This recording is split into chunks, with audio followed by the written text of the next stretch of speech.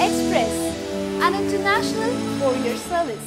రాష్ట్ర విభజన జరిగితే రాజకీయాలకు దూరంగా ఉంటానని ప్రతిజ్ఞ చేసిన మాజీ ఎంపీ లగడపాటి రాజగోపాల్ అన్నమాట ప్రకారం పాలిటిక్స్ కు దూరంగా ఉండిపోయారు. అయినప్పటికీ ఉమ్మడి రాష్ట్ర చివరి ముఖ్యమంత్రి కిరణ్ కుమార్ రెడ్డి మాదిరిగా నోరు మూసుకుని కూర్చోలేదు. ఎన్నికల సర్వేలు చేయిస్తూ నాయకుల జాతకాలు చెప్తూ ఆంధ్ర ఆక్టోపస్ గా పేరు తెచ్చుకున్నారు ఆయన.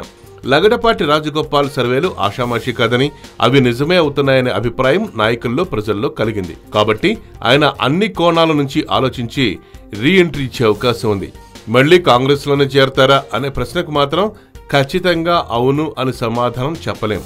ఆయన రీఎంట్రీ ఇస్తున్నారంటే అది ఎమ్మెల్యేగానో ఎంపీగానో ఎన్నికల్లో పోటీ చేయటమే. అలా పోటీ చేయదగ్గ పార్టీని ఆయన ఎంపిక చేసుకుని పనిలో పడ్డారట.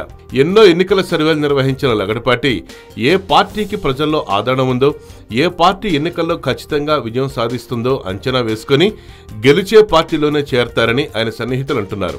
లగడపాటి మళ్లీ రాజకీయాల్లోకి వచ్చి చురుగ్గా పనిచేయాలని అభిమానులు, అనుచరులు కోరుకుంటున్నారు.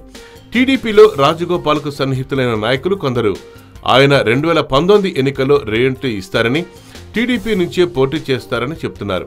లగడపాటి వైఎస్ఆర్కు సన్నిహితుడు కాబట్టి గట్టిగా ప్రయత్నిస్తే ఆ అభిమానంతో వైకాపాలోకి రావచ్చని ఆ పార్టీ నాయకులు కొందరు ఆశపడుతున్నట్లు సమాచారం. సరే, ఏదేమైనా పార్టీల జాతకాలు తెలుసుకున్న తర్వాతే లగడపాటి రీఎంట్రీ ఉంటుందని అందరూ అంటున్నారు.